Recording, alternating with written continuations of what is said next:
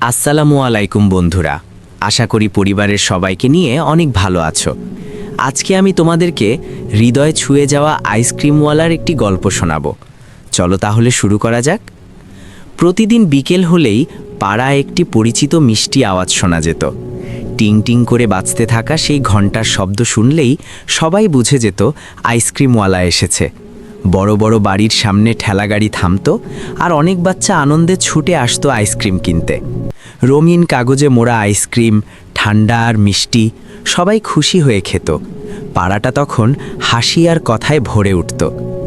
এই বড় বাড়িগুলোর মাঝেই ছিল একেবারে ছোট একটি ঘর। সেই ঘরে থাকতো এক মা আর তার ছোট ছেলে। তাদের জীবন ছিল খুব সাধারণ। মা কষ্ট করে সংসার চালাতেন, অনেক সময় নিজের খাওয়াও ঠিকমতো হতো না। আইসক্রিম, খেলনা বা নতুন জামা এসব তাদের জীবনে খুব কমই আসতো। তবুও মা ছেলেটাকে আগলে রাখতেন যত্ন আর ভালোবাসা দিয়ে। ছোট ছেলেটার খুব ইচ্ছে হতো আইসক্রিম খেতে। প্রতিদিন বিকেলে সে জানালার পাশে দাঁড়িয়ে থাকত। দূর থেকে তাকিয়ে দেখত আইসক্রিমওয়ালাকে, দেখত অন্য বাচ্চাদের খুশির মুখ। তার চোখে তখন স্বপ্ন আর ইচ্ছার ঝিলিক দেখা যেত। কিন্তু সে জানত মায়ের কাছে অত টাকা নেই, তাই সে কখনো বাইরে যেত না, কিছু চাইতো না, শুধু চুপচাপ জানালার ফাঁক দিয়ে তাকিয়ে থাকত।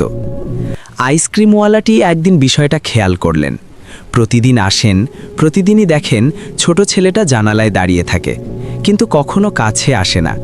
তার চোখে যে কতটা ইচ্ছে আর অপেক্ষা, সেটা আইসক্রিমওয়ালার চোখ এড়ায়নি। সেদিন তিনি আর নিজেকে থামাতে পারলেন না। ঠেলাগাড়ি থামিয়ে ধীরে ধীরে জানালার কাছে এগিয়ে গেলেন।